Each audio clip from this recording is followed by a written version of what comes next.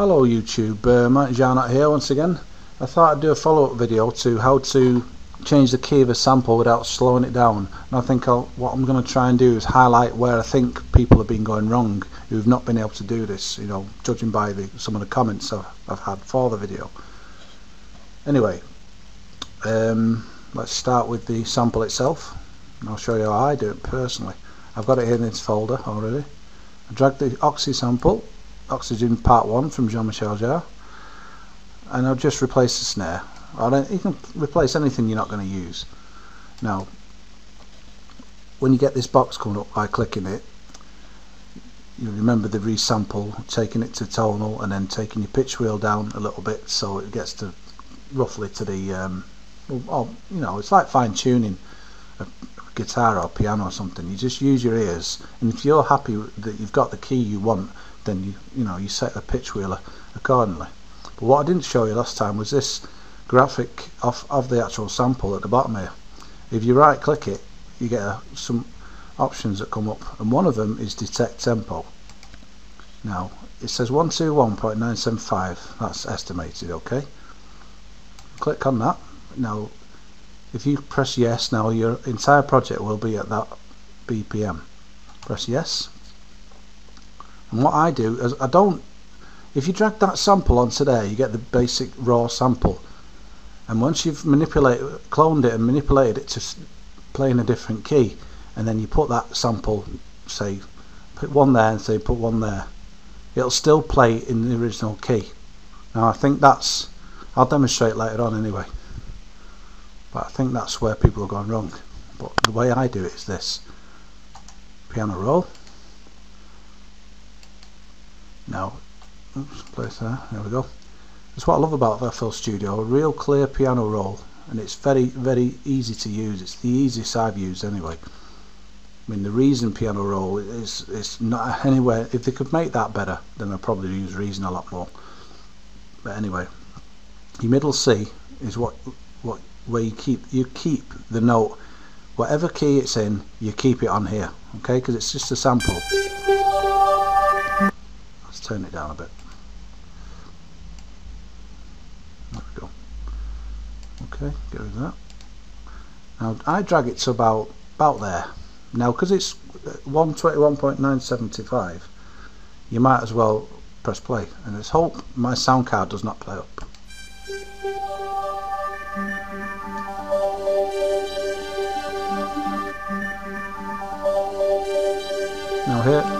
Now here how it seems. Shut up. Now here how it seems to be continuous without any obvious breaks. You know that's roughly what you're after doing. Right, so you've got that on track 1 here. Now let's get hold of that. If you right click here, then clone it like I've shown you, which is pretty easy enough to do. Change that to number 2. Okay. Now this is the one that you are going to manipulate and get it sounding how you want it to sound. Right. Now that's the sound I want, but you might want it in a different key. Okay. So that one,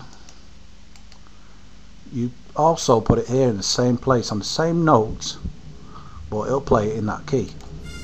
Okay. Now if you place say number 1 there and number 2 say there, because it is longer than, I mean, there's all, the length of this actual sample probably goes to about there or something like that, so I've allowed for that there. It's not, this is just a rough draft anyway. I just press play.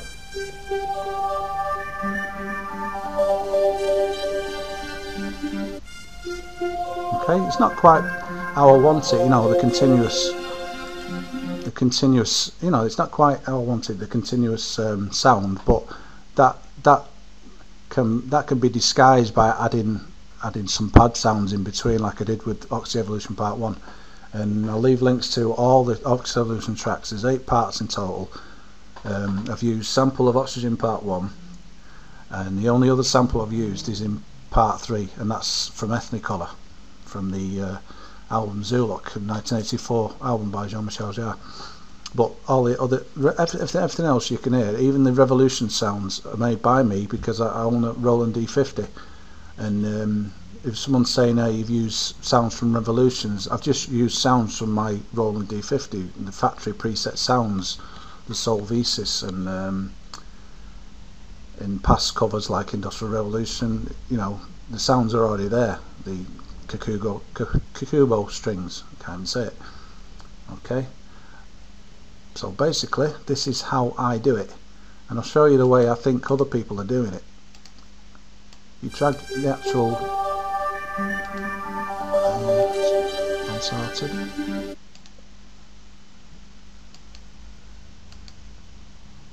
Okay, if you do it that way, it'll just play in this. If once you play it, it'll just play it in the original key, and you don't want that. I think that's maybe where a few of you might have been going wrong.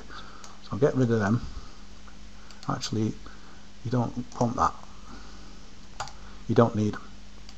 But that is basically how I get my samples playing it with the track. I mean, it's like insert. I mean, I've got more plugins than this. Lots of more. I've got all these. Dominator. Now that's a good one. That features, I forget the name of the preset, but if you want to do any jar covers, there's a bass line sound in that. Yeah, I'll show it. Yeah. There's a bassline sound with this VST that is ideal for arpeggiator. Jean-Michel Jarre's arpeggiator from the concerts in China. But there we go. You get it with Computer Music Magazine. Presets, let's find it. Bass bomb, that's the one. Okay? And if you put the notes down for arpeggiator and use a simple delay, you get the effect, and you'll find it's about 118 beats per minute. You'll find that you can do a very accurate cover of arpeggiator, well, the basic bass line anyway. But this is just another thing I do anyway. But basically, I just hope this video has helped someone understand how to change the key of a sample without slowing it down, and get them to play how you want it to play as well, right?